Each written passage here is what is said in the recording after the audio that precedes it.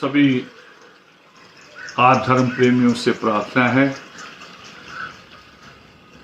कि आप खुद लाइव हैं वह शेयरिंग कर लीजिए। आज क्योंकि हम दलित आदिवासियों की भारत के जो वारिस हैं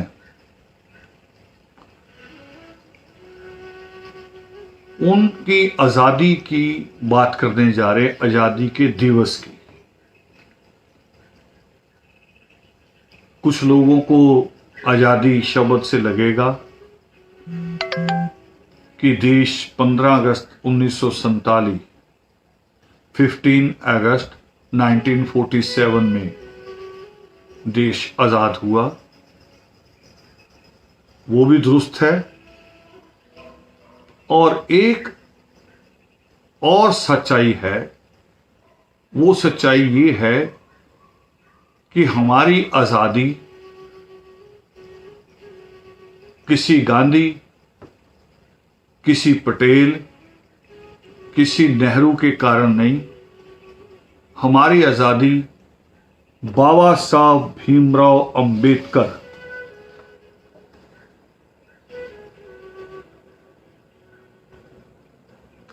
बाबा साहब भीमराव अंबेडकर एक नाम है जिस नाम को आज भूला जाता है। जब जय भीम तो चिंगारी लगती है। जय भीम एक चिंगारी लगती है। वो जय भीम जिसको मारने के लिए एक बार पूरा देश दलित आदिवासियों को छोड़ के पूरा देश एकजुट था जिसको मारने के लिए।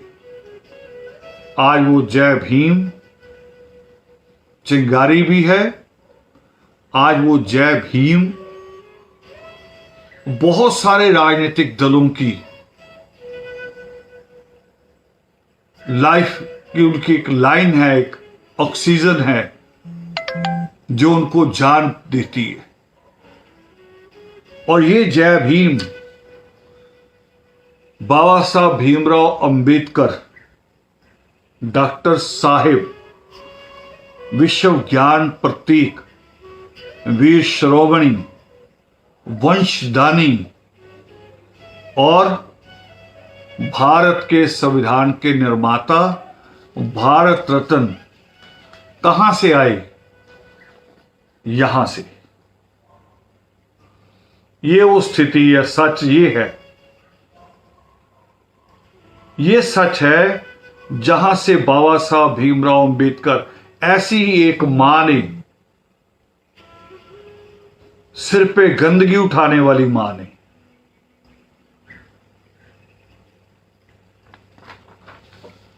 बाबा साहब भीमराव अंबेडकर को अपनी कोख से जन्म दिया। 14 अप्रैल 1891, 14 अप्रैल 1891। और एक, अभी मैंने आजादी की बात की, एक आजादी 15 अगस्त 1947 की है। एक आजादी जिसका मैंने जिक्र किया अपना, आज का जो दिन है 24 सितंबर 1932, 24 सितंबर 1932। एक आजादी वो है जो हमें मिली।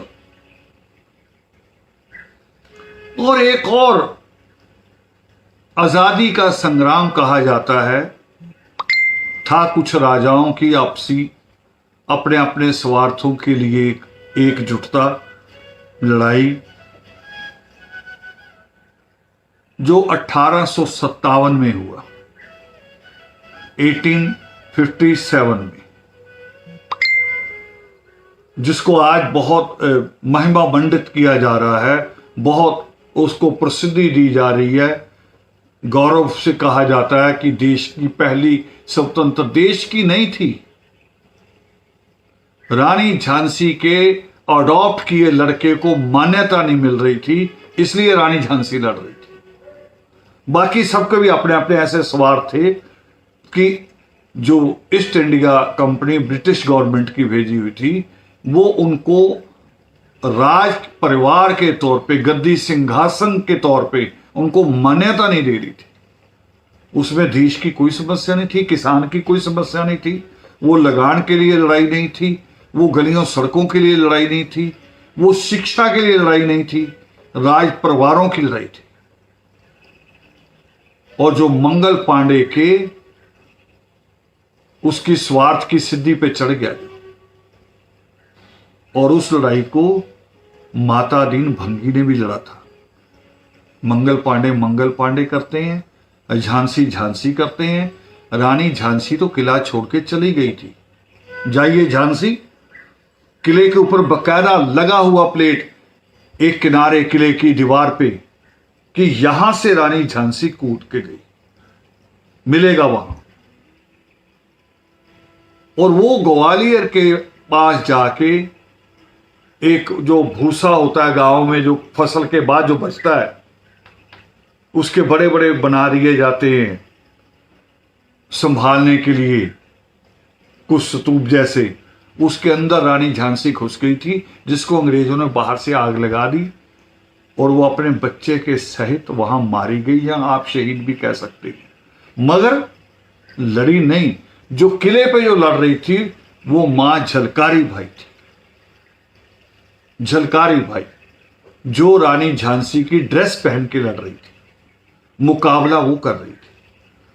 तो 1857 में उस वक्त भी हमारे बहुत सारे योद्धा थे, मगर योद्धा भी अलग अलग तरह के होते हैं। ये मेरे साथियों को भी सीखना है आज, ये बात जो मैं कहने जा रहा हूं अभी, कि योद्धा कई होते हैं। एक जो राष्ट्रीय खेलों में जाते हैं, तीरंदाजी करते हैं, शूटिंग करते हैं, कुश्ती लड़ते हैं, वो भी कह रहे हम देश के लिए लड़के आए हैं, देश के लिए सिल्वर गोल्ड जीत के लाए हैं, वो भी कहते हैं। एक योद्धा वो भी हैं जिनका मैं अभी नाम ले रहा था, मां झलकारी का, माता दीन भंगी का, और इसको गिनते गिनते हम आगे आएंगे और पीछे भी देखेंगे इतिहास, तो बाबा जीवन सिंह भी उसी श्रृंखला में आते हैं। मगर बाबा साहब भीमराव अंबेडकर, उनका संघर्ष, उनका जिहाद, उनकी लड़ाई बिल्कुल अलग थी, बिल्कुल अलग तरीके से थी। और वो उनकी सोच में वो नहीं था जो आम तौर पे हम देखते हैं। वे पिछला जो हम योद्धाओं का नाम ले रहे थे कि वो रानी बाई झांसी की जगह मां झलकारी लड़ी, और एक गदर करने वाले, विद्रोह करने वाले, गाय और सुअर की चर्बी को लेकर विद्रोह करने वालों की तरफ से माता दीन भंगी लड़े। और जब 9वें गुरु तेग बहादुर का शीश कोई नहीं ला रहा था, हिम्मत नहीं जुटा रहा था दिल्ली में घुसने की,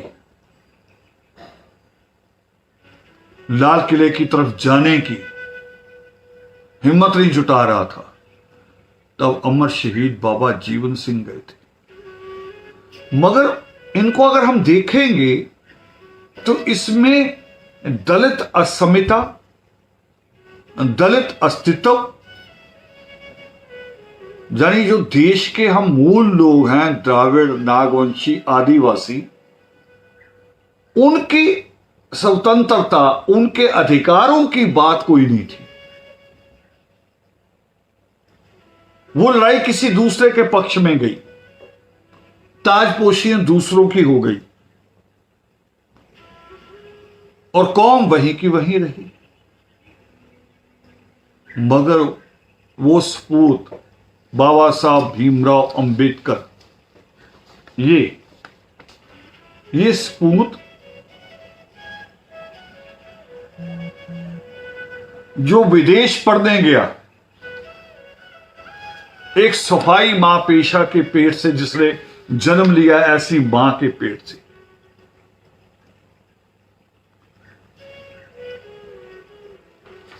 वो जब विदेश पढ़ने गया तो उसने अपने लिए सुविधाएं नहीं जुटाई, अपने लिए सुविधाएं नहीं जुटाई। जो विदेश जाता है आज एक आदमी, आज तो होड़ लगी हुई है लोगों की विदेश जाने की, वो कहते हैं दोबारा भारत आना नहीं, हमें वहीं बसना है। यहां की टूटी हुई सड़कें, यहां की गंदी व्यवस्था, यहां का करप्ट प्रशासन, हर चीज यहां की, चाहे हॉस्पिटल मेडिकल लाइन को ले ले, हर चीज को में वो नुक्स निकालते। मगर बाबा साहब अम्बेडकर 1917 में वहां थे, कोलंबिया में, 1917 में कोलंबिया में थे जब उनको बड़ौदा रियासत ने वापस बुलाया। इकोनॉमिक्स के ऊपर उनकी पीएचडी हो रही थी। वो बाबा साहब भीमराव अंबेडकर अमेरिका से आए, उसके बाद फिर कई जगह गए, स्कूल ऑफ लंदन, इंग्लैंड, वहां भी गए अपनी लॉ की डिग्री के लिए, बार बार विदेश गए और यहां आके भी उन्होंने कॉलेज की स्थापना भी की, अपनी प्रैक्टिस भी की, डिफेंस सचिव भी बने, मगर उन सुख सुविधाओं के साथ जुड़े नहीं, अपने आप को उन सुविधाओं का गुलाम नहीं बनाया। दिमाग में एक चीज थी, अगर बाबा साहब अम्बेडकर खाली संविधान लिख देते, केवल संविधान लिख देते, उनका नाम तब भी होता, वो देश के पहले कानून मंत्री बने, उनका नाम तब भी रहता, इस्तीफा ना देते तो दूसरे विदेश मंत्री भी वही होते, दूसरे कानून मंत्री भी वही होते। मगर बाबा साहब अम्बेडकर के जहन में, उनके दिलो दिमाग पे ये माएं हावी थी, ये माएं, इनका चेहरा, इनके सिर पे रखी टोकरी का गंदगी जब चो के मुंह तक आ जाती थी, बाबा साहब अम्बेडकर के जहन में वो बार बार वो दृश्य आ रहा था कि मेरी कौम ये है, और शासन प्रशासन में हमारी हिस्सेदारी नहीं थी। हिस्सेदारी से भाव, एक हिस्सेदारी तो आती ना पढ़ लिख के सिस्टम का हिस्सा हो, मगर जो सरकार चुनने, लोकतांत्रिक तरीका जिसमें वोट डाली जाती, हमें वोट का अधिकार भी नहीं था। जैसे हो ऐसा हो कि गांव में पंचायत हो रही है, मोहल्ले में पंचायत हो रही है, कि 4 घरों को कहा जाए कि आपको जरूरत नहीं, आप इसके मेंबर नहीं हैं, आप नहीं आएंगे, ये हमारा काम है। ये हालात थे। फिर आज के जैसा इलेक्ट्रॉनिक मीडिया नहीं था, आज के जैसा ये जो आज व्हाट्सएप है, फेसबुक है, इंस्टाग्राम है, और जितनी भी चीजें हैं, आज ट्विटर है, ये सब चीजें नहीं थी। अखबार भी यानी कि मैनुअल मशीनों से छपा करता था, हाथ से खबरें लिखी जाती थी, जिसको खतावत कहते थे। हाथ से लिख के एक पेपर पे फिर उसकी फोटो लेके अखबार छपता था, और वहां तक भी हमारी पहुंच नहीं थी। मगर फिर भी एक शख्स कोशिश करता है, खुली आंख से एक सपना लेता है और उसके लिए पूरा मन तैयार करता है, परिवार को भी तैयार करता है कि हमें लड़ना है। इतना तैयार करता है परिवार को कि जब मां रमाबाई अंतिम सांस ले रही थी, अंतिम सांस क्या होता है? अंतिम सांस जब लेते हैं लोग, उनको घर की याद आती है। घर की कोई दीवार खराब है, दरवाजा खराब है, उसकी याद आती है। कोई बच्चा अभी बेरोजगार है, उसकी याद आती है। कोई बच्चा बीमार है, उसकी याद आती है कि मेरे बाद इसका क्या होगा। मगर मां रमाबाई बाबा साहब अम्बेडकर के से सीखा, जिसने पढ़ी लिखी नहीं थी, मगर एक जो समर्पण होता है, जिसको आदर्श ने नाम दिया है, विवाह को, निकाह को हमने नाम दिया है आत्म योग। मां रमाबाई और बाबा साहब भीमराव की आत्माएं आपस में मिली हुई थी। वो बिना कहे, बिना आवाज किए, बिना शब्दों का सहारा लिए एक दूसरे की फीलिंग को समझते थे। कब क्या करना है, कब किस चीज की जरूरत है, वो समझते थे। और मां रमाबाई जब इस संसार से गई 27 मई 1935 में, यानी 27 मई 1935 में, तो क्या कहा उसने बाबा साहब अम्बेडकर से? मुझे अगर कोई कहानी लिखने को कहता, मुझे अगर कोई कल्पना करने को कहता भी एक औरत मृत्यु को जा रही है और उसका पति उसके पास बैठा है, वो क्या कहेगी? अगर मुझे कोई ये संवाद लिखने को कहे, तो मैं पूरा अपना इतिहास, सामाजिक व्यवस्था, अपना घर, अपनी माँ, दादी, पत्नी, सबको याद करके समझ से बनाऊंगा कि उस वक्त क्या कहना चाहिए। तो मैं कहता कि देखो, 5 बच्चों में से 4 बच्चे तो चले गए, मृत्यु को प्राप्त हो गए, उस खुदा के पास चले गए। अब एक बचा है, इसका ख्याल रखना। ये हमारा वंश है, ये नाम चलाएगा। आम समझ ये कहती, बड़ा चिंता रहती हमारे लोगों को कि मेरा नाम कौन जिंदा रखेगा। भाई तुम हो क्या? तुम्हारा नाम इतिहास के कहां लिखा जाएगा? ना तुम पढ़े लिखे हो, ना तुम समझदार हो, ना तुम कोई अच्छी बात करते हो, किस लिए तुम्हारा नाम रहे?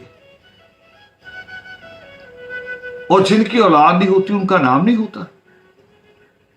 सुभाष चंद्र बोस की औलाद नहीं, भगत सिंह की शादी नहीं हुई, उनके नाम नहीं है। कुछ करने वालों का नाम होता है। तो मैं ऐसे ही लिख देता। मगर मां रमाबाई ने क्या कहा? मां रमाबाई ने बाबा साहब अम्बेडकर का हाथ पकड़ के कहा, बाबा साहब अम्बेडकर को साहिब कहा करती थी,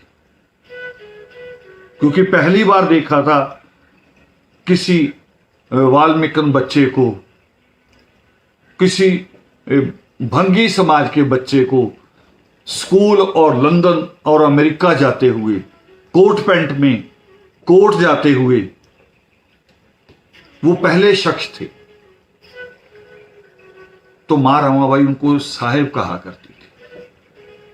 और साहिब जब कहती थी तो ऐसे होता था कि अपना पूरा प्रेम उड़ेल रही है, सब कुछ समर्पित कर देना चाहती है। तो अंतिम समय भी मां रमाबाई ने यही कहा कि साहिब, मेरे 7 करोड़ बच्चों का, देखिए कितनी बड़ी बात, 5 में से 1 बच्चा बचा घर में, जसवंत, उसका नाम नहीं लिया। उस वक्त दलितों की गिनती भारत में 1935 के हिसाब से बता रहा हूं, 7 करोड़ थी। और मां रमाबाई क्या कह रही है कि साहिब, मेरे 7 करोड़ बच्चों का ख्याल रखना, उन्हें तुम्हारी बहुत जरूरत है। वो मुझसे भी ज्यादा बीमार हैं। उनकी बीमारी सामाजिक भी है, उनकी बीमारी छुआछात भी है, उनकी बीमारी भेदभाव अशिक्षा भी है। उनका ख्याल रखना। बाबा साहब अम्बेडकर ने अपने परिवार को भी तैयार किया इस कुर्बानी के लिए। खुद भी पल पल, एक एक पल, एक एक क्षण अपना कुर्बान कर रहे थे, जी ही रहे थे उसके लिए कि मैं अपने लोगों के लिए कुछ करूं। मेरी कौम इस जहालत, इस नर्क, इस गुलामी से जिसकी बेड़ियां नजर नहीं आती, जो नजर नहीं आती वो बेड़ियां काटनी है। बहुत मुश्किल था, मगर कहते हैं ईश्वर कि आप अपना मार्ग सही चुन लीजिए पहले, और फिर निरंतर पुरुषार्थ कीजिए। दुनिया की कोई ताकत नहीं कि आपको फल ना मिले, मगर दो चीजों का ख्याल, दिशा सही होनी चाहिए और पुरुषार्थ पूरा होना चाहिए। दुनिया की कोई ताकत आपको रोक नहीं सकती। और वो दिन आया 24 सितंबर 1932। 24 अमृत, अमृत नाम दिया हमने, जो हम चाहते हैं कि पुनः हमारी आदि संस्कृति, आदि धर्म हमारा पुनः कायम हो, हमारी अपनी एक आइडेंटिटी हो जो थी। हम इस देश के मालिक हैं, और आज हमें कोई दूसरा आके नाम देता है, कहता है तुम हरिजन हो। हरिजन मतलब हरि के जन, ईश्वर के बच्चे। अगर हम ईश्वर के बच्चे हैं तो बाकी जितना हिंदू समाज है या गांधी का बाकी जो समाज है वो किसी ठेकेदार का बनाया हुआ है या किसी पोल्ट्री फार्म से बन के आया, फार्मी बच्चे। वैसे उनका जहन देखा जाए, जिनके अंदर फीलिंग्स नहीं है, जिनके अंदर करुणा नहीं है, प्रेम नहीं है, ममता नहीं है, लगता यही है कि ये किसी फार्म हाउस में से, पोल्ट्री फार्म में से बन के आए। इनको किसी से भी प्यार नहीं। तो बाबा साहब अम्बेडकर ने बहुत पहले 1932 से बहुत पहले ये तैयारी करनी शुरू कर दी, और इसका एक परिणाम 1927 में 1927 में जब ब्रिटिश गवर्नमेंट ने एक कमीशन भेजा भारत में, यहां की सामाजिक व्यवस्था, यहां के जो अलग अलग ग्रुप थे, चाहे वो राज परिवार थे या राजनीतिक दल थे,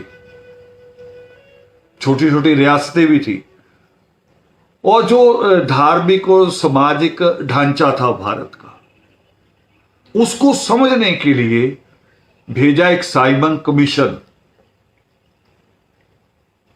अब ये साइमन कमीशन वैसा था जैसा महामुनि शंभू का प्रयास था समयन काल में दलित आदिवासी बच्चों को शिक्षित करने का। ये बिल्कुल वैसा ही प्रयास था,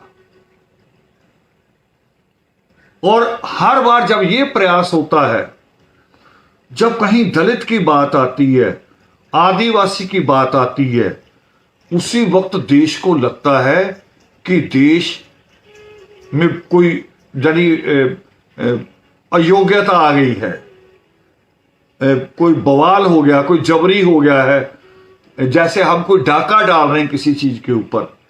हम मालिक हैं इस देश के, हमारी हिस्सेदारी तो होनी नहीं, हम तो पूरे देश के मालिक हैं। तो जब कभी भी ये बात आती है तो देश का जो मीडिया, जिसके ऊपर हमेशा ब्राह्मणवाद हावी रहा है, देश का एक मीडिया आप देखते हैं जिसका आप कहते हैं कि न्यूज आ गई है, इंग्लिश में, हिंदी में, पंजाबी में न्यूज आ गई है, तमिल तेलुगु में आ गई है, और एक मीडिया अब शुरू हो गया जिसको आप सोशल मीडिया कहते हैं, जो आप फेसबुक व्हाट्सएप से अपनी बात आगे बढ़ाते हैं। मगर एक ब्राह्मण मीडिया बिल्कुल अलग तरीके का है, जिसका पता नहीं चलता कि इसकी प्रेस कहां है, इसका जो रिले सेंटर है जहां से एयर ऑन करते हैं वो कहां है। मगर है वो कौन सा मीडिया है? वो मीडिया जो कहता है, एकदम अचानक खबर आती है कि लड़कियों की चोटी काटी जा रही है, हम सारे उसी में लग जाते हैं और खुद ही उसे फैलाते हैं, उनके सहायक बनते हैं उस खबर को फैलाने में। अच्छी खबर आए अगर अभी अगर कोई इंस्ट्रक्शन आ जाए सरकार की कि कल बारिश इतने से इतने बजे तेज होगी और फला फला रोड पे ना निकलिए, इसको नहीं हम फैलाते, हम कह रहे कोई नहीं, हम तो नहीं उधर जा रहे। मगर ऐसी गंदी खबर आ जाए, गांवों में फैलाई जाती है कि फला औरत डायन है। भी औरत अगर डायन हो तो उसको कोई फिर पकड़ सकता है? और बड़े आसानी से गांव के जाहिल लोग पकड़ के उसे मार देते हैं और ठाकुर और ब्राह्मण एक तरफ खड़े होते हैं, जो इस मीडिया के संचालक है, मालिक है। अगर कोई औरत डायन हो, आप टीवी में देखते हैं ना फिल्में, वो ड्रैकुला और क्या होता है वो, उसको क्या कहते हैं? हाँ, वेम्पायर्स आते हैं, उनको कोई मार सकता? अगर ऐसी कोई औरत डायन हो जाए और मारे भी तो 10-20 को पहले वो मार तो देगी ना। मगर आज तक इंडिया में ये खबर आई है कि किसी डायन औरत ने गांव के आधे लोगों को या एक चौथाई लोगों को, 1/4 को मार दिया हो। मगर हम उस मीडिया के सहायक हैं। तो बाबा साहब अम्बेडकर जब लड़ रहे थे तो ये सारे मीडिया, प्रिंट मीडिया जिनकी प्रेस दिखाई देती है, जिनका अखबार दिखाई देता है, दूसरा तो सरकारी चैनल था, रेडियो था केवल, और तीसरा जो ब्राह्मण का बनाया हुआ है, जिसकी मैं बात करता हूं, चोटी काटने की बात कहता है जो। और चोटी काटने में कभी आपने नोट किया कि गरीब लड़कियों की चोटी क्यों कटती है? गरीब दलित बस्तियों में चोटी क्यों कटती है? जिनकी चोटी में, जिनके बालों में मिट्टी भरी हुई है, जिन्होंने मजदूरी की है, टोकरी उठाई है, जिनकी बालों में कई दिन से पसीने की बदबू होगी, वो चोटी काटने कोई देवी क्यों आ रही है? और एक औरत जो निकलती है एक महंगे पार्लर से, बालों को धुलवाती भी वही है, सिर धोती भी घर दी उनसे धुलवाती हैं, उसको कलर भी करवाती हैं, और उसमें कौन कौन से और जो खुशबू के जो परफ्यूम है आजकल तेल में भी, वो भी लगवाती है, उसकी शेड्स भी निकालती है, जो बड़ा आकर्षण होता है उन बालों में। उसको तो काटने कुछ आती नहीं, कोई ना देवी, ना कोई भूत, ना कोई बाबा, उसको काटने क्यों नहीं आता? क्या बाबा देवियों को गंदी चीजें पसंद है? देखिए, देवी कह रहे सुअर मांगती है। अरे सुअर क्यों मांग रही देवी? इतनी गंदी चीज जिसका मुंह नाली में रखता है। इनको सारी गंदी चीजें पसंद है। और कभी कभी बच्चों के दाने निकल आते हैं, आम ज्यादा खा लीजिए, घी खा लीजिए, निकल आएंगे दाने। करे देवी आ रही है, उसमें पस होती है। अरे देवी पस के रास्ते से आती है, इतनी गंदे रास्ते से निकलती है। किसी अच्छे रास्ते से आना चाहिए, फूलों के द्वार से आना चाहिए, किसी प्लेन से निकलना चाहिए, वो इसमें से निकल रही सारी गंदी। हम विचार ही नहीं करते कि ये क्या है। ये सारा मीडिया बाबा साहब भीमराव अंबेडकर के खिलाफ। और जब 1927 में, माफ कीजिए,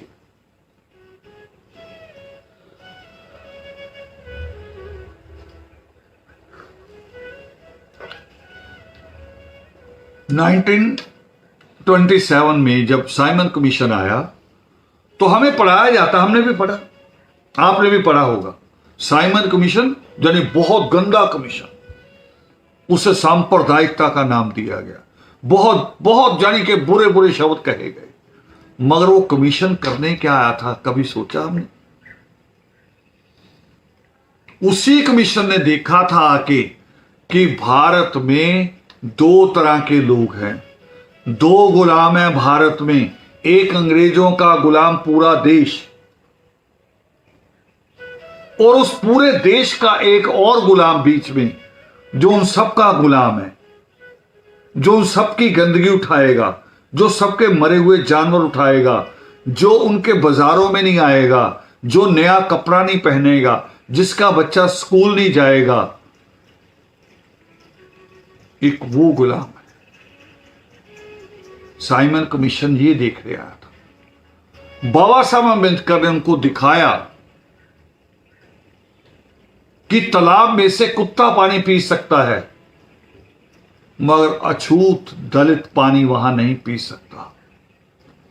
वहां वाल्मीकि समाज का आदमी पानी नहीं पी सकता। धानक, खेला, डोम डोमार वहां पानी नहीं पी सकता।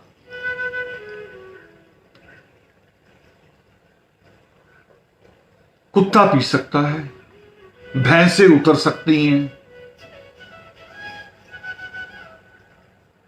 ये दिखाने के लिए कि जब देश आजाद हो तो इनको आजाद नहीं, वो जो इन सब का गुलाम है उसको भी आजादी चाहिए, जो इनकी गंदगी ढो रहा है। तो वहां से बाबा साहब अम्बेडकर प्रयास करते हैं। और प्रयास क्या, प्रयास भी समझ लीजिए क्या होती है। आज प्रयास क्या हो रहे हैं, फेसबुक पे एक लाइन लिख देते हैं, करे बस मैं प्रयास कर रहा हूं, जहां एक चौराहे पे खड़े होके नारे लगा के फोटो खिंचवा के करे मैंने प्रयास कर लिया।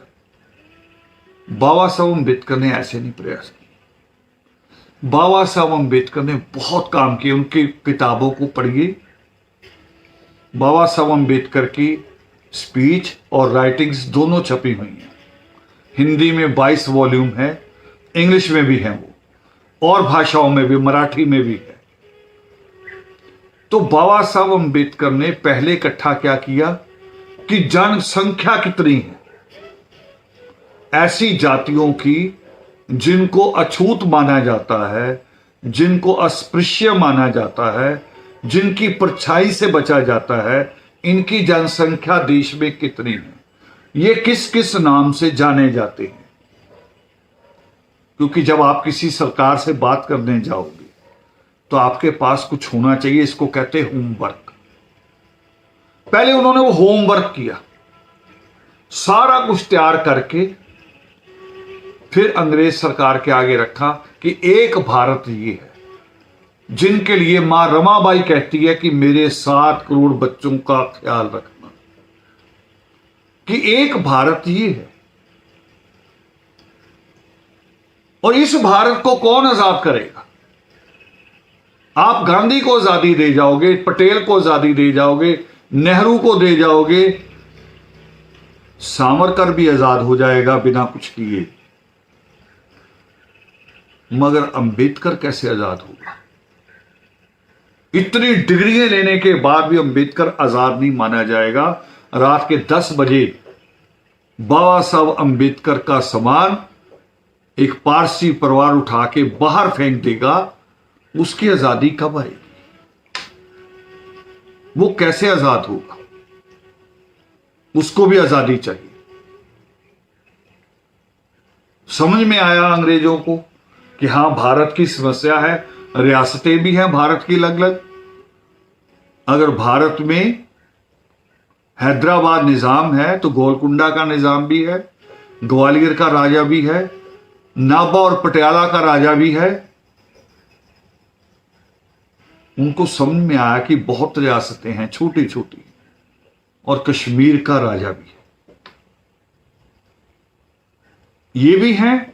फिर भाषाओं के लोग भी हैं, अलग अलग मजहबों के लोग भी हैं, जिनके अपने अलग अलग विश्वास है।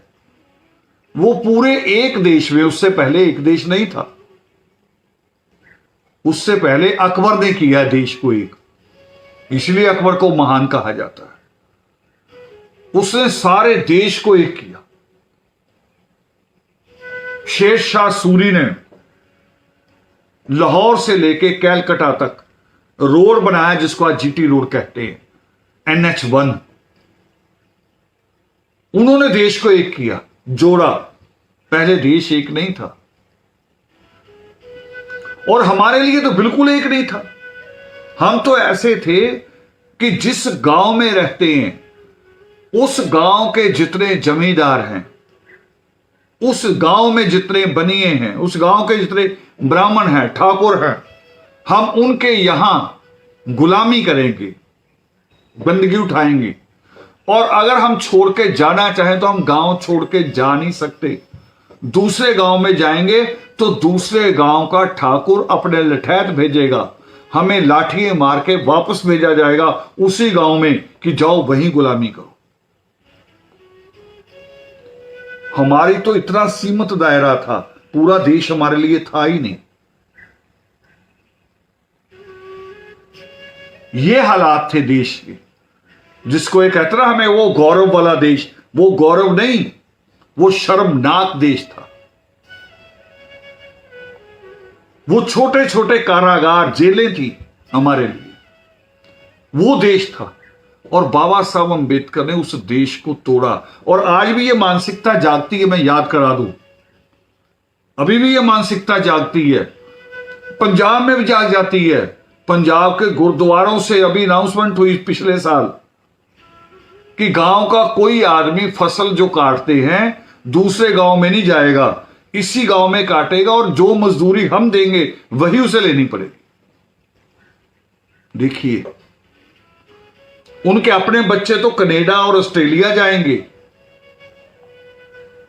और हमारा आदमी गांव से बाहर भी नहीं जाएगा। ये अभी भी पिछले साल भी हुआ। वो तो अब दलित जागरूक है, पंजाब में बड़ी आबादी है, अब सीएम दलित हो गया उसी के लिए। ये हालत की हुई थी हमारी। और उस वक्त बाबा साहब अंबेडकर लड़ रहे थे, जब इतना मीडिया नहीं था। तो हम एकदम हमें पता चलता है कि ये हो गया।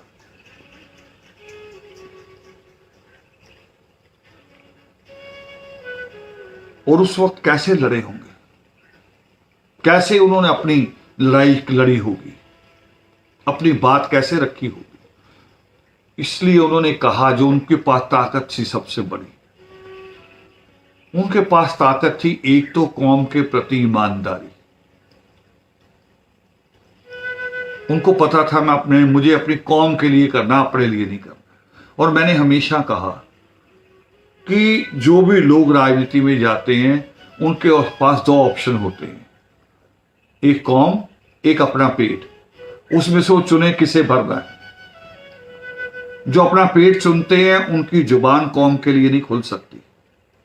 जो अपना घर पालते हैं वो कौम के लिए नहीं लड़ सकते। और बाबा साहब अंबेडकर के पास एक ये ईमानदारी थी, दूसरी उनके पास शिक्षा थी, जिसको वो कहते हैं कि शिक्षा जिसके पास है उसकी दहाड़ को नहीं कोई रोक सकता, वो शेरनी जैसी होती है। उसके बोलने को, उसकी आवाज को कोई दबा नहीं सकता। और बाबा साहब अंबेडकर लड़े और लड़े, और लड़के जब उनको बुलाया अंग्रेज सरकार ने, अब समझ में आएगा जिसको कहते हैं आज आरक्षण। अब आपको समझ में आएगा कि आरक्षण की लड़ाई कहां, किन लोगों के बीच में बैठ के हुई और आरक्षण किस किस को मिला। यह मीटिंग हुई 1930 में पहली, लंदन, जिसको गोलमेज कॉन्फ्रेंस कहते। कौन कौन शामिल थे? भारत के जो अलग अलग राजा थे, इनकी एक यूनियन बनी, तो उसके प्रतिनिधि वहां मौजूद थे राज परिवारों के। किस लिए? कि जब देश आजाद होगा तो हम अभी राजा हैं, बाद में हमारा क्या होगा, हमारा किला कहां जाएगा, हमारा महल कहां जाएगा, हमारा खजाना कहां जाएगा। ये क्या चीज हुई? यानी उन्हें चिंता होगी ना। और जो खजाना उनका था, खजाना तो होता लोगों से टैक्स इकट्ठा किया हुआ, लोगों का पैसा। जिसकी जिसकी वकालत देश में सबसे ज्यादा ज्यादा अच्छे तरीके से भारत के मुगल सम्राट औरंगजेब ने की थी।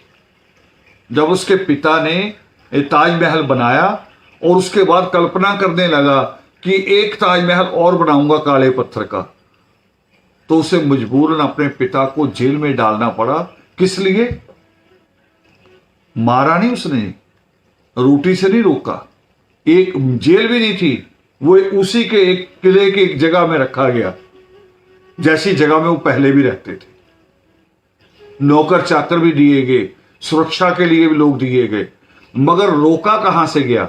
रोका गया कि जो खजाना है, जो लोगों का पैसा इकट्ठा किया, जिससे रोड बनने चाहिए, जिससे लोगों के लिए सुविधाएं जुटानी है, वो पैसा तुम्हारी बेगम के महलों के लिए नहीं है।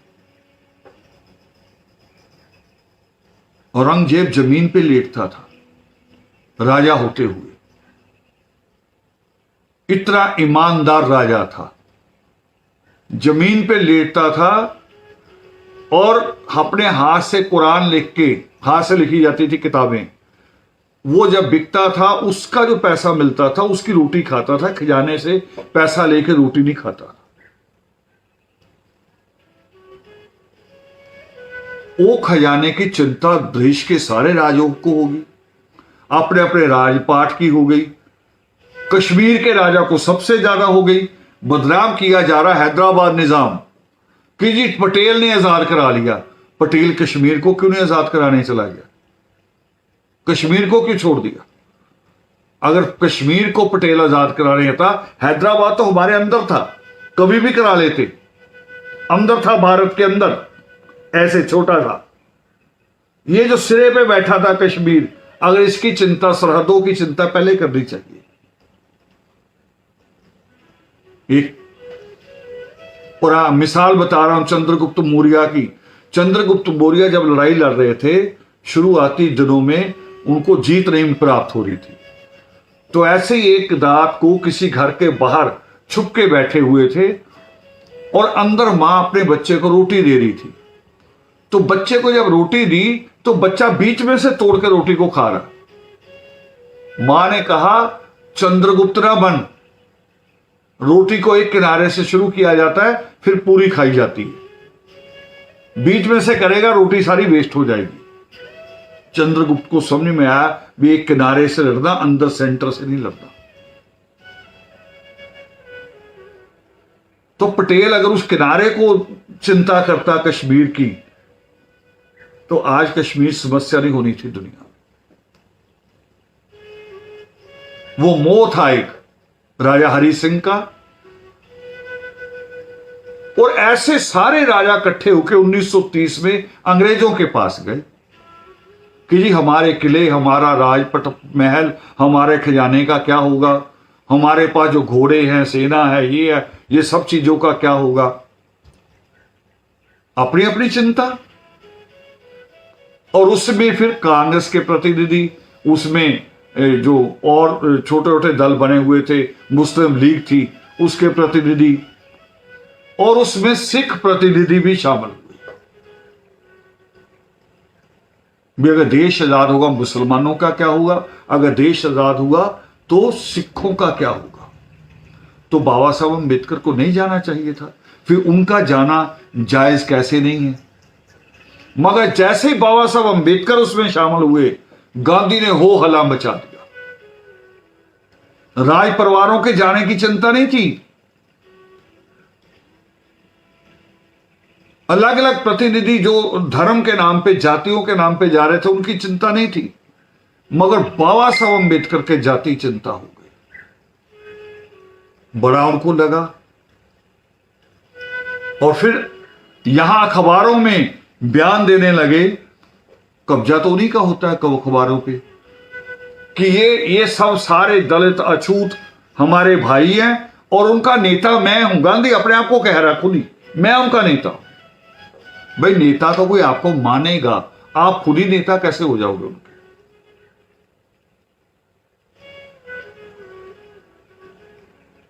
और 1930 से 1932 तक लगातार बाबा साहब अंबेडकर को धमकियां दी गई, उनके खिलाफ अभियान चलाया गया। बाबा साहब अंबेडकर को गद्दार भी लिखा गया कि ये देश को तोड़ रहे हैं, देश की एकता को। किस लिए? कि बाबा साहब अंबेडकर दबे कुचलों की बात कर रहे हैं, बाबा साहब अंबेडकर बंद पड़े स्कूलों को खोलने की बात कर रहे हैं, बाबा साहब अंबेडकर सिस्टम में हिस्सेदारी की बात कर रहे हैं, इसलिए देश टूट रहा है। मगर बाबा साहब अंबेडकर घबराए नहीं, लगातार 2 साल संघर्ष किया, मगर अंत में उनको लगा, उनके जहन में आया कि कहीं गांधी क्योंकि उस वक्त अन्न जल छोड़ के बैठ गया पूना की जेल में, पूना की जेल में था, जेल में ही अन्न जल छोड़ दिया, वही जेल जिसमें संजय दत्त भी जाता है, बड़े बड़े क्रिमिनल जाते हैं, वहीं गांधी था और गांधी ने अपना अंजल त्याग दिया। किस लिए? हमें अधिकार ना मिले, हमें स्कूलों के दरवाजे ना खुले, हमें राजनीति में एमएलए एमपी बनने में हिस्सेदारी ना मिले, इसलिए गांधी ने अपना खाना पीना छोड़ दिया। और बाबा साहब अंबेडकर ने उस वक्त सोचा, क्योंकि उनसे ज्यादा दूरदृष्टि नहीं थी किसी के पास, उनको लगा कि अगर गांधी इस वक्त मर जाता है तो दलित बस्तियों पे हमले शुरू हो जाएंगे। बिल्कुल वैसे ही जैसे आज होता है, किसी एक जगह घटना हो जाए उसी वक्त सारे सिखों पे हमले, किसी एक जगह घटना हो जाए सारे मुसलमानों पे हमले। बाबा साहब अम्बेडकर ने सोचा कि बहुत जो धर्म का उन्माद बड़ा गंदा है, हिंदू के अंदर जो मानसिकता है वो अत्याचारी है, कत्लेआम की है, शुरू से है। महाभारत लड़ने, जो परिवार में महाभारत लड़ सकते हैं वो दूसरों से भी लड़ेंगे। तो बाबा साहब अम्बेडकर ने फिर बीच में से रास्ता चुना और गांधी से मिलने गए, बैठ के बात की, और उस बात में यह हुआ कि जिन्ना ने अपने लिए अलग देश मांगा है, अपने मुसलमानों के लिए अलग देश मांगा है, मुझे अपने अछूत बच्चों के लिए भी कुछ चाहिए, मैं चलो देश का टुकड़ा नहीं करूंगा, उसको नहीं बांटूंगा, मगर मुझे भी चाहिए। और मुझे क्या चाहिए? मुझे स्कूल चाहिए, शिक्षा चाहिए, मुझे हिस्सेदारी चाहिए राज्य सरकार में, केंद्र की सरकार में, उसमें हिस्सेदारी चाहिए। अब एक हिस्सेदारी के लिए, एक ऐसे कंप्रोमाइज के लिए क्या होता है? आश्वासन, मुंह से भी लिख के भी, साइन हो गए, कागज पे साइन कर दिए, ठीक है जी आपको हम आपको हिस्सा देंगे, एक तो ये होता है। मगर बाबा साहब अम्बेडकर ने उसे कानूनी दृष्टिकोण से, क्योंकि बाबा साहब अम्बेडकर बैरिस्टर भी थे, वकील थे, कानून के ज्ञाता थे, उन्होंने तरीके से सोचा कि ये गांधी का किया वादा कौन याद रखेगा। और गांधी कोई देश का उस वक्त क्या था? देश का वॉइस राय नहीं था, गवर्नर जनरल नहीं था, इसके साथ किए हुए वादे का क्या मतलब है? खाली वादा नहीं, हमें हिस्सा चाहिए, और कितने % होगा और उसका क्या नाम होगा, और वो देना कंपलसरी होगा। और मैं बताऊं आपको कि परिवारों में भी हिस्सेदारी बढ़ती है, पिता के बाद बच्चों में हिस्से बांटे जाते हैं, संपत्ति के भी, धन के भी। और जो हिस्सा दे दिया किसी एक बेटे को, क्या वो कुछ साल के लिए होता है? अभी कुछ साल के लिए तेरा हिस्सा है, उसके बाद तू ये मकान वापस कर देना। ऐसा कभी होता है? नहीं होता। इसलिए जो हिस्सा हमें 24 सितंबर 1932 को मिला, वो हिस्सा है हमारा और हमेशा रहेगा। ये वो जो मोहन भागवत जैसे लोग और कांग्रेस के भी जनार्दन द्विवेदी जैसे लोग, सिब्बल जैसे लोग समय समय पे ऐसा बकवास उनके मुंह से निकलती है कि अब आरक्षण को खत्म कर दो या इसका आधार आर्थिक कर दो। क्यों आर्थिक आधार क्यों हो जाए? ताकि आपका जो पीछे वो बैठा गरीब ब्राह्मण और बनिया, आप उसको घुसोड़ दो इसमें से हमारी हिस्सेदारी में, और हम सारे के सारे बाहर रह जाए। और योग्यता की बात मत करिए आप हमारे साथ। कुछ लोग ये भी बकबक करते हैं, बकवास करते हैं कि 24 सितंबर 1932 को जो बाबा साहब अंबेडकर और गांधी के बीच में पूना पैक्ट हुआ, पूना समझौता, पूना करार जो हुआ, इससे अयोग्य लोग आगे है ना, अपने आप को कहते हैं हम 80% नंबर लेने वाले हैं और ये कितने लेने वाले हैं, हमें कहते हैं हमारे बारे में कि ये कम नंबरों वाले हैं। मैं अभी एक दिखा रहा हूं आपको, ये एक न्यूज है, देखिए। जर्नल जो बच्चों ने बीए हुआ, ये कॉलेज एडमिशन हुई है 2017-18 की दाखिलों में, और हरियाणा का ये है, भास्कर की न्यूज है। जर्नल जो बच्चे थे, जो गांधी के बच्चे, पटेल के बच्चे, नेहरू के बच्चे, वो 82% उनकी बनी, हाईएस्ट मार्क। और हमारे ये देखिए उनके 82 और हमारी मेरिट लिस्ट बनी 88 की, एससी की कट लिस्ट। योग्यता भी कम नहीं है। और बता रहा हूं, सुषमा स्वराज आज इस दुनिया में नहीं है, निंदा नहीं करते जब कोई चला जाए, मगर आरक्षण के बहुत खिलाफ बोला करती थी। मगर ईश्वर कहते हैं ना कि ईश्वर का जो उसकी लाठी है, और ये सजाएं मिलती हैं आदमी को जो जैसा करता है। जब लीवर खराब हो गया सुषमा स्वराज जी का, और सुषमा स्वराज ने खुद चुना कि मुझे ऑपरेट किससे करवाना है। दुनिया के सबसे जो माहिर डॉक्टर थे, मुकुट मिंज, उसका नाम चुना कि मुझे अपना ऑपरेट लीवर का इस डॉक्टर से कराना, मुकुट से कराना है। और जानते मुकुट कौन है? दलित है और आरक्षित कैटेगरी से डॉक्टर बने थे, और सुषमा स्वराज ने अपना लीवर का ऑपरेट उससे करवाया क्योंकि दुनिया का 1 नंबर का डॉक्टर था ऑपरेट करने में। और फिर उसका धन्यवाद किया ट्वीट करके। ये इतना ट्वीट है। ये है वो डॉक्टर साहब, ये देखिए फोटो, और करीब ला रहा हूं आपके। और ये सुषमा स्वराज का ट्वीट है। योग्यता की कमी नहीं है, योग्यता की बात हमारे साथ ना कीजिए। योग्यता की बात करेंगे तो आज सारी करेंसी पे, और बिना किसी संवैधानिक, बिना किसी विधानसभा, बिना किसी पार्लियामेंट के मंजूरी के एक आदमी को राष्ट्रपिता कहते हैं। आप जानते कौन है? पढ़िए, उठाइए उसकी बायोग्राफी। हाई स्कूल पास किया 3rd डिवीजन से,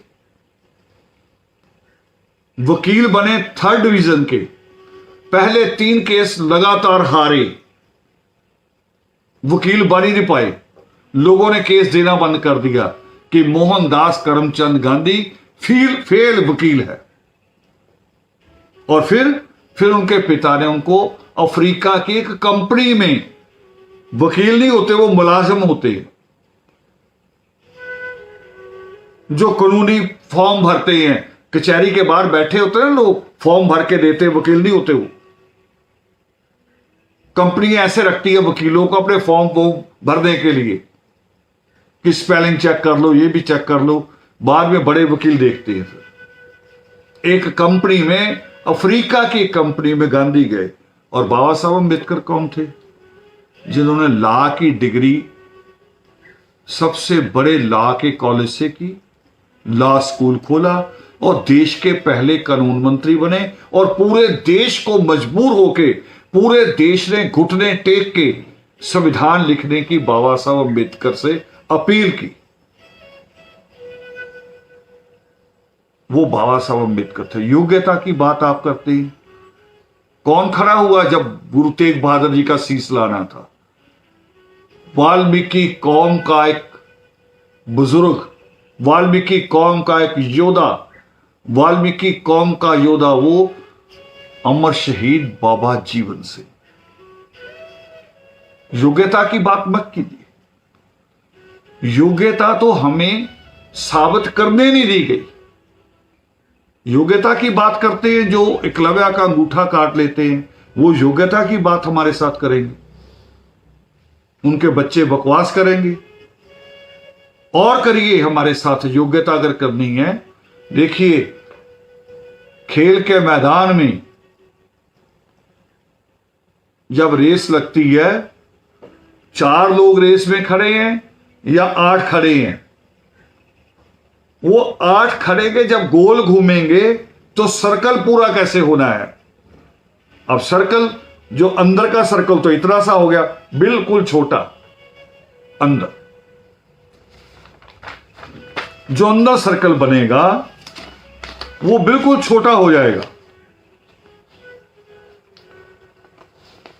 एक सफेद पेपर दो, अंदर जो सर्कल आएगा मिल गया।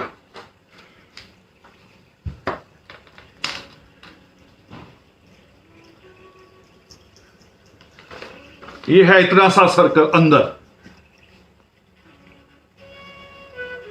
और जो दूसरा खिलाड़ी खड़ा होगा उसके लिए सर्कल बड़ा हो जाएगा, और तीसरा जो खड़ा होगा उसके लिए और बड़ा हो जाएगा, चौथा जो खड़ा होगा उसके लिए और बड़ा हो जाएगा। अब इसको देख लीजिए, 1 2 3 और 4, ये है सर्कल।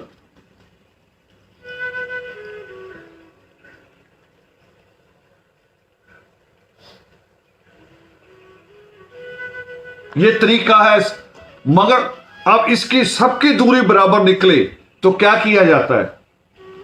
इनको खड़े अलग अलग जगह किया जाता, पहले ही बराबर नहीं खड़ा किया जाता। एक जो अंदर वाला उसको सबसे पीछे खड़ा किया जाता है, ताकि जब वो घूम के आए तो सबका 100 मीटर या 400 मीटर बराबर निकलना चाहिए। तो हमारे साथ ऐसा है। हमारे पास तो गंदी बस्ती है जिसमें कुत्ते और सूअर भी हैं। एक कमरा है जिसमें दादा दादी रहते हैं, माँ बाप भी रहते हैं, उसी में बच्चे पढ़ रहे हैं। पढ़ने का कोई स्टडी रूम अलग नहीं है। एक तो ये है, ये मुकाबला देखिए एक। दूसरा, हमारे पास पढ़ी लिखी मां भी नहीं है, आपके पास तो पढ़ी लिखी दादी है। आपकी तो दादी भी मैथ के सवाल सॉल्व कर देगी, हमारी तो मां हिंदी और पंजाबी भी नहीं समझा सकती। तो किसके साथ मुकाबला? जिसके पास कोई साधन ही नहीं है। यह हिस्सेदारी है, और उसका जो एक बनाया गया एक पक्का प्रावधान, वो पक्का प्रावधान ये है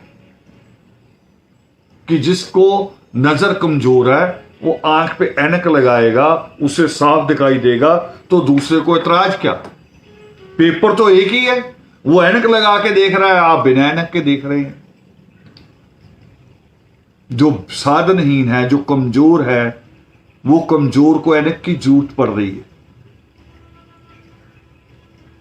ये लड़ाई बाबा साहब भीमराव अम्बेडकर ने लड़ी।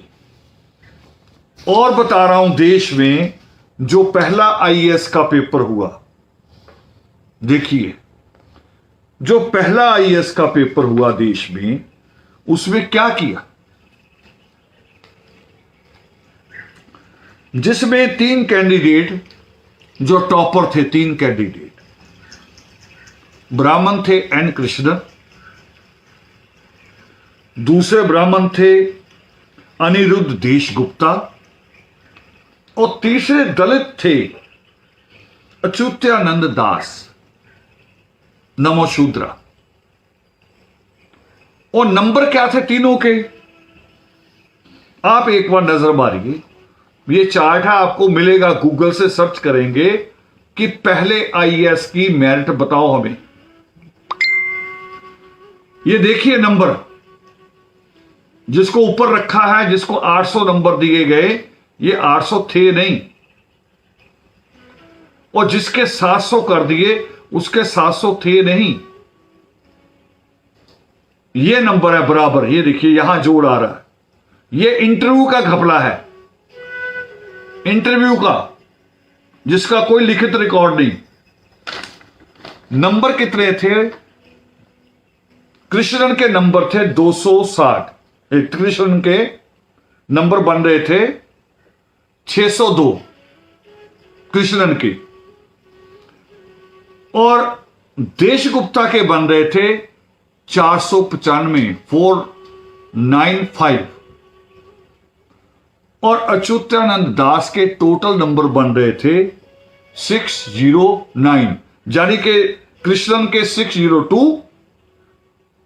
और नमोशूद्रा से जो हमारा कैंडिडेट था उसके थे 609। टॉपर कौन हुआ? 609 वाला। मगर जब इंटरव्यू में बिठाया गया तो इंटरव्यू में बैठे, क्योंकि इंटरव्यू लेने वालों में दलित तो होगा नहीं इस वक्त कोई, ब्राह्मण, ठाकुर, बनिया, मोल तोल करने वाले जो आज भी देश बेच रहे हैं, वो मोल तोल करने वालों ने क्या किया? जिसके नंबर 609 थे, 609 जो टॉपर था, उसको इंटरव्यू में दिए 110, 110, और जो सबसे नीचे था उसको नंबर दिए 265, यानी कि सब टॉपर को 110 और जो सबसे नीचे था उसको 265, और जो उस वक्त सेकंड आ रहा था उसको 260। उसके 602 में 260 जोड़ के 862 कर दिए, और जो टॉपर था सारे पेपरों में टॉपर, देखिए इसमें आप देखेंगे सारे पेपरों में टॉपर है दास गुप्ता, सारे पेपरों में, ये मैंने टिक किया, सारे पेपरों में टॉपर है। उसको इंटरव्यू में 110 करके उसको 3rd नंबर पे लाया गया। और फिर हमें कहते हैं कि आरक्षण नहीं होना चाहिए। आरक्षण ना होता तो आप तो पेपर में भी ना बैठने देते, उसे 3rd भी नहीं आने देते। और बता दूं कि आरक्षण केवल हमारे देश में नहीं है, आरक्षण ब्राजील में भी है, कनाडा में भी है, चाइना में भी है, फिनलैंड में भी है, जर्मन में भी है, इजराइल, जापान में भी है, मलेशिया, न्यूजीलैंड, नॉर्वे, रोमानिया, दक्षिण अफ्रीका, दक्षिण कोरिया, श्रीलंका, स्वीडन, 19 देशों में आरक्षण है।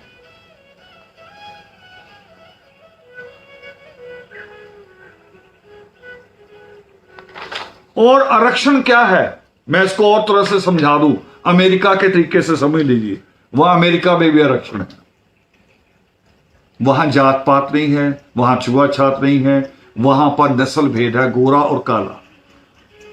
गोरों के साथ पक्षपात होता था, गोरों ने लड़ाई लड़ी, मार्टिन लूथर ने लड़ाई लड़ी, पूरे अमेरिका के कालों को इकट्ठा किया, इतना ज्यादा सरकार के लिए सरदर्दी बना दी कि मार्टिन लूथर को गोली मारी गई, अंग्रेजों ने उसे गोली मार दी, घबरा गए उसे।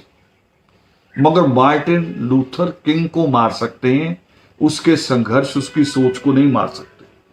और उसके संघर्ष और उसकी सोच से ओबामा राष्ट्रपति बने। और वहां आरक्षण है, वहां आरक्षण है, वहां आरक्षण यह है कि चाहे दुकान है राशन की, कॉफी हाउस है, या बड़ी मिल फैक्ट्री है, चाहे सरकारी ऑफिस है, हर 3 महीने बाद ये रिपोर्ट देनी पड़ती है कि गोरे कितने हैं, काले कितने हैं। गोरे और कालों में महिलाएं कितनी हैं, यानी हो गया आरक्षण कालों के लिए भी महिलाओं के लिए भी। अगर ये आंकड़ा वहां सही नहीं है, सबको नहीं रखा अगर किसी दुकानदार ने, तो उसका लाइसेंस रद्द हो जाता है। यहां हो रहा है, यहां तो यूनिवर्सिटियों तक जहां कहते ज्ञान का केंद्र है, वहां इतने जाहिल लोग बैठे हैं कि बार बार आरक्षित सीटों को, कोटे को खाली छोड़ा जा रहा है और जनरल कोटा भरा जा रहा है। कोर्ट जहां न्याय होता है वहां आरक्षण नहीं है, वहां होना चाहिए।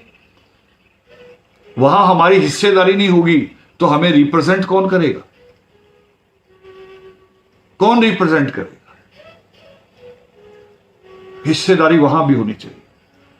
आज के दिन बाबा साहब अंबेडकर ने हमें गांधी के साथ ही करार करके ये लिखित में लिया कि देश में 22.5%, 22.5% जो नौकरियां होंगी, जो पार्लियामेंट होगा, उसकी सीटों में 22.5% हमारे लोग रहेंगे। मगर बेईमाना जारी, केवल पार्लियामेंट को छोड़ के, विधानसभाओं को छोड़ के, नौकरियों में, स्कूलों में, हर जगह बैकलॉग पड़ा है। अभी यूपी में बड़े सारे करे SC और OBC हमने मंत्री बना दिए। मंत्रियों से क्या होगा? 4,000 से लेके 32,000 तक लेक्चरर, प्रोफेसर की पोस्टें खाली पड़ी हैं। वो पोस्टें भरो, हमारा नौजवान उन पोस्टों तक पहुंचे। हमारे नौजवान ने क्या लेना है अगर आपने मंत्री बना दिया? वो तो एक आदमी बन गया, परिवार बन गया। और बाबा साहब अम्बेडकर ने खुद कहा था पहले इलेक्शन के बाद ही कि राजनीतिक हिस्सेदारी गलत है, ये लोग स्वार्थी हैं, ये लोग गुलाम हैं पार्टियों के, ये कभी भी अपने समुदाय की आवाज नहीं उठाएंगे। ये बाबा साहब अम्बेडकर ने पहली बार में ही कहा था। तो बाबा साहब भीमराव अम्बेडकर जिनकी हम बात कर रहे थे, जिन्होंने संघर्ष लड़ा और हमें यहां तक लेकर आए, वो बाबा साहब अम्बेडकर एक केवल एक नाम नहीं है। बाबा साहब अम्बेडकर एक आंदोलन है, एक आंदोलन है। और मैं आज छोटी सी बात कहूंगा बस लास्ट में, इसके ऊपर फिर बड़ी चर्चा करेंगे, क्योंकि आज मैंने केवल 24 सितंबर पे बोलना था, हिस्सेदारी की बात करनी थी और उसी पे मैंने बात की। बाबा साहब अम्बेडकर ने जहां महात्मा बुद्ध और उनका धम्म, उनका ग्रंथ लिखा है, किताब लिखी है, वहीं बाबा साहब अम्बेडकर ने जात पात का बीजनाश, वहीं बाबा साहब अम्बेडकर ने राम और कृष्ण की पहेली, वहीं पर बाबा साहब अम्बेडकर ने 22 प्रतिज्ञाएं भी लिखी। 22 प्रतिज्ञाएं जिसमें वो कहते हैं कि राम, कृष्ण, विष्णु, ब्रह्मा, काली, दुर्गा, गणपति, किसी को भी मैं भगवान, देवी नहीं मानूंगा, किसी की भी पूजा नहीं करूंगा। तो बाबा साहब अम्बेडकर का आंदोलन, इसका मतलब बुद्धिज्म से कुछ बड़ा है, बड़ा है। जब वो कहते हैं कि मैं राम, कृष्ण, ब्रह्मा, विष्णु, महेश, काली, दुर्गा, किसी की भी पूजा नहीं करूंगा, तो उनका आंदोलन कुछ बड़ा है। उनका आंदोलन फिर ये है, ये जो आदि धर्म कायम करेगा।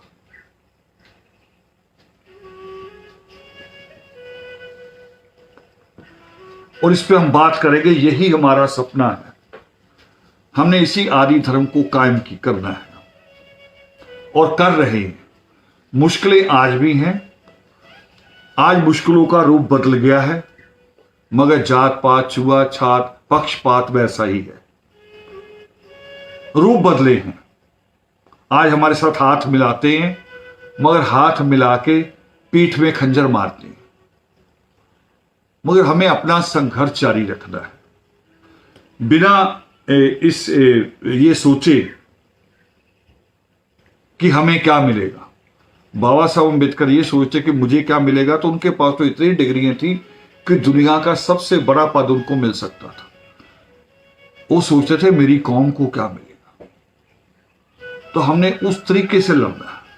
और बाबा साहब अम्बेडकर की और थोड़ी सी एक नाम नहीं है, उनके सामने लालच भी आए, डराया भी गया, लालच भी आए, मगर उनके पास सबसे बड़ी बातचीत थी शिक्षा। और मैंने पढ़ा बाबा साहब अम्बेडकर के बारे में, उनको पास अंतिम समय में 32,000 पुस्तकें थी, उनके पास 32,000 किताबें। ये ज्ञान था उनका अपना, उनकी लाइब्रेरी थी। और बाबा साहब अम्बेडकर को खरीदने की कोशिश की गई जब वो पहली बार साउथ में गए, दक्षिण भारत में गए और पेरियार के साथ एक सभा की, और वहां पर उन्होंने गीता दहन किया। मनुस्मृति दहन बाद में किया, गीता दहन किया। तो उस वक्त जो भारत का बड़ा पूंजीपति परिवार था, जिसके घर का खाना गांधी खाया करते थे, बिड़ला परिवार। तो बिड़ला परिवार के एक उनके सदस्य थे घनश्याम दास बिड़ला के, और उनके बड़े भाई थे जुगल किशोर बिड़ला। जुगल किशोर बिड़ला 1950 में 31 मार्च 1950 में बाबा साहब अम्बेडकर को मिले, और जानते क्या ऑफर की? आज लोग छोटे छोटे लालचों में बिक रहे हैं। सफाई कर्मचारियों की फाइलें दबा लेते हैं, उन्हीं के नेता उन्हीं की फाइल दबा लेंगे ताकि पैसे दे जाए और फाइल निकाले। सबसे बड़ा स्कैंडल निकलेगा जिस दिन सफाई कर्मचारियों की सर्विस बुक, उनके नाम पे लिए गए लोन और उनसे वसूला गया सूद, जिस दिन इसके ऊपर जांच हो गई, सबसे बड़ा दुनिया का घोटाला निकलेगा। और किसका? जो सबसे नीचे आदमी काम करता है, जो सीवर में उतरता है, नाले में उतरता है, ये उसके साथ किया जा रहा है।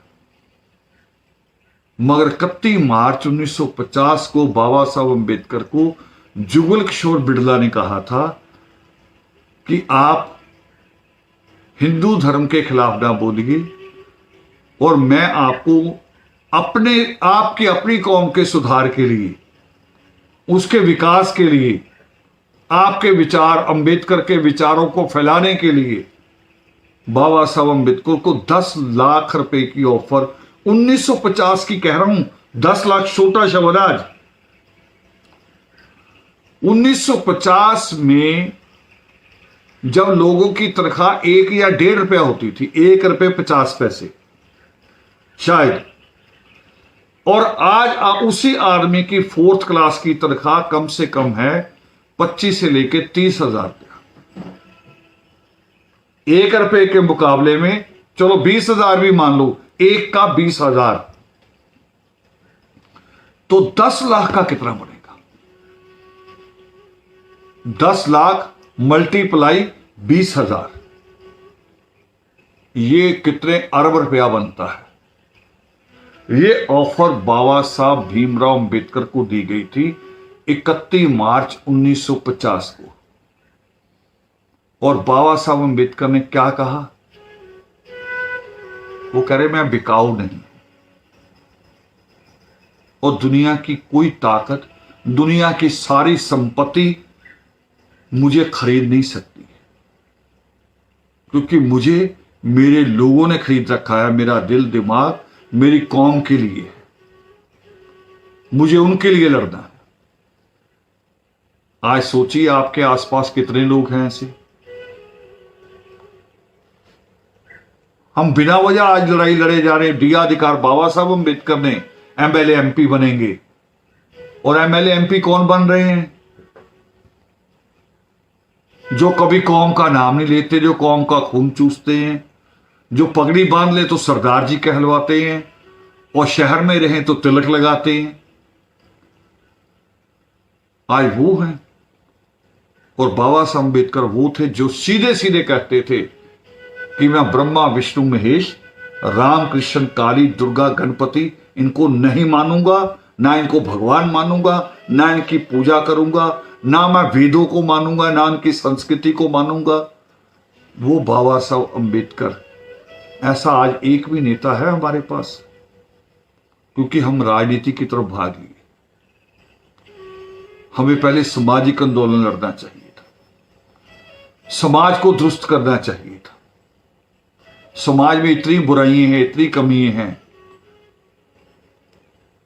लोग आज मरने पे शादियों जैसे खर्चे कर रहे हैं, मरने पर शादियों जैसे खाने दे रहे हैं। ये पैसा इसलिए थोड़ी है। और 2-4 लोग होंगे, 2-4% जिनके पास इतना पैसा है, पूरी कौम को फिर मरना पड़ता। वो कर्ज उठा के करते हैं देखा देखी। बाबा साहब अम्बेडकर ने कभी अपने नाम के पीछे गोत्र लिखा? उन्होंने गोत्र कभी इस्तेमाल नहीं किया। हम गोत्रों को लेकर लड़ रहे हैं। बाबा साहब अम्बेडकर ने केवल महारों की लड़ाई लड़ी जहां वो पैदा हुए। वो पंजाब भी आए, वो बंगाल भी गए, वो दक्षिण भारत में भी गए और पूरे भारत के दलित आदिवासियों का डाटा इकट्ठा किया, जिसको लेके उन्होंने 22.5% आरक्षण मांगा पूरे भारत के। वो बाबा साहब अम्बेडकर, हमारी सोच उतनी विशाल है, हमारी सोच उतनी विशाल है। और वो बाबा साहब अम्बेडकर जिन्होंने महिलाओं के अधिकारों के लिए लास्ट में अपना रिजाइन किया। महिलाओं कि महिला को, एक बेटी को अपने बाप की संपत्ति में हिस्सा मिलना चाहिए। वो कौन सी महिला थी? वो हमारी बेटी नहीं थी, क्योंकि हमारे नाम पे तो संपत्ति होती नहीं थी। हमारे नाम पे तो हमारा मकान भी नहीं होता था कि जिसको बेटी हिस्सा मांग लेगी। वो तो ब्राह्मण बनिए कि ठाकुर की बेटी की लड़ाई थी कि उनको हिस्सा दो। वो नहीं कि बेटी विधवा हो जाए उसके बाल काट के एक तरफ बिठा दो या उसको वृंदावन और हरिद्वार छोड़ाओ जहां वो वैश्यावृत्ति करके अपना गुजारा करे। उनकी लड़ाई लड़ रहे थे जिनको वृंदावन में, बनारस में वैश्या बन के अपना जीवन गुजारना पड़ता था। उनके लिए बाबा साहब अम्बेडकर ने लड़ाई लड़ी कि इनको बाप की संपत्ति से हिस्सा दो ताकि ये इंसानों जैसा जीवन जिए। और जब पार्लियामेंट नहीं माना तो बाबा साहब अम्बेडकर ने रिजाइन कर दिया कि मुझे उस देश का कानून मंत्री नहीं बनना जो अपने देश की बहु बेटियों को अधिकार देने को तैयार नहीं। क्यों? ये शिक्षा कौन सी थी? ये शिक्षा थी सृष्टिकर्ता वाल्मीकि दयावान की दी। सृष्टिकर्ता वाल्मीकि दयावान कहते हैं कि जननी और जन्मभूमि स्वर्ग से भी बढ़कर है। और बाबा साहब अम्बेडकर ने यही किया, उनके अधिकारों की लड़ाई। और भी बहुत सारे काम बाबा साहब अम्बेडकर ने किए, बहुत सारे काम। वो देश की नदियों को जोड़ना चाहते थे कि पूरी नदियां जोड़ दो आपस में ताकि ना कहीं बाढ़ आए ना कहीं सूखा रहे। पूरे देश को एक रूप में देखते थे। मगर आज तक 2 स्टेटों में एक ही पार्टी की सरकार होते हुए लड़ाइयां होती हैं, दंगा होता है। पंजाब हरियाणा में भी होता है और कर्नाटक और तमिलनाडु में भी होता है नदियों के पानी के लिए। मगर बाबा साहब अम्बेडकर कहते थे जोड़ दो सबको। तो बाबा साहब अम्बेडकर ने जो हमारी जेलें थी गांव में बनाई हुई कि एक गांव से दूसरे गांव में नहीं जा सकते, बाबा साहब अम्बेडकर ने हमें वहां से मुक्ति दिलाई। जो बेड़ियां नजर नहीं आती थी उन बेड़ियों को बाबा साहब अम्बेडकर ने काटा। जो नजर नहीं आती थी उसे केवल दूरदृष्टि से, तीसरे नेत्र से देखा जा सकता है। बाबा साहब अम्बेडकर ने वो देखा। बाबा साहब अम्बेडकर ने अपने 4 बच्चे कुर्बान किए, तब 24 सितंबर 1932 को हमें ये अधिकार लेकर दिए। आज वो दिन है। कुछ लोग इस पे भी इतराज करते कि बाबा साहब अम्बेडकर ने अधूरी लड़ाई लड़ी, कुछ बातें छोड़ी। हर लड़ाई में यही होता है, कुछ बातें मानी जाती है, कुछ छोड़ी, कुछ अपनी मनवाई जाती है, कुछ दूसरे की माननी पड़ती है। कंप्रोमाइज इसे ही कहते हैं। ये बाबा साहब अम्बेडकर उससे लग नहीं थे, बिल्कुल यही होता है।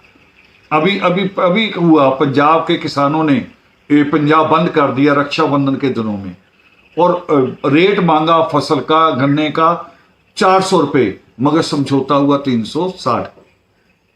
करना पड़ता है, कंप्रोमाइज यही होते हैं। तो बाबा साहब अम्बेडकर का संघर्ष, उनका बलिदान वो अकथनीय है। उनको कुछ शब्दों में, कुछ घंटों में, कुछ दिनों में नहीं कहा जा सकता, और उसको महसूस करना तो और बहुत मुश्किल है। अंतिम बात कहूंगा बस कि ऐसा है बाबा साहब अम्बेडकर का संघर्ष। मैंने एक कविता लिखी थी कि खड़ा धूप में छाया देता औरों को, नीचे जो लोग खड़े होते हैं छाया तो उनको मिलती है, तो सबसे तीखी धूप किसके ऊपर पड़ती है? सबसे तीखी धूप पड़ती है पेड़ के जो छोटे छोटे पत्ते ऊपर निकल रहे होते नए, उनके ऊपर पड़ती है। तो सबसे ज्यादा दुख किसने सहा? बाबा साहब अम्बेडकर के छोटे छोटे बच्चे जो बड़े नहीं हुए और मृत्यु को प्राप्त हो गए। उन्होंने अपने ऊपर वो गर्मी ली, उस आग को, उस जुल्म को सहा, ताकि हमें छाया मिल सके। अभी भी संघर्ष बाकी है। बाबा साहब अम्बेडकर ने कहा था कि शिक्षित हो जाइए पहले। हमारा जो सफाई कर्मचारी समाज है, खासतौर पे देश का, उसमें 1% भी अभी एजुकेशन नहीं आई है। आदर्श का संघर्ष जारी है। हम सबसे ज्यादा बल हमारा सृष्टिकर्ता वाल्मीकि दयावान की कलम को जन जन में पहुंचाना है कि शिक्षा जन जन तक जाए, क्योंकि यही बात सृष्टिकर्ता वाल्मीकि दयावान कहते हैं कि तप, दान और तीरथ से मोक्ष की प्राप्ति नहीं होगी, मोक्ष की प्राप्ति ज्ञान से होगी, ज्ञान से, शिक्षा से, जिसको कोई लूट नहीं सकता, कोई छीन नहीं सकता। तो यही संघर्ष हमारे सामाजिक बुराइयों के खिलाफ और शिक्षा के प्रसार के लिए, ये प्राथमिकताएं हैं। उसी के बाद धर्म अच्छा लगेगा, उसी के बाद हमारी सुख सुविधाएं अच्छी लगेगी। इन शब्दों के साथ बाबा साहब भीमराव अंबेडकर को आप सबको मुबारकबाद और उनको श्रद्धांजलि देते हुए आप सबके बीच में विराजमान आदि अनादि परमात्मा को सादर नमन। जय वंदे।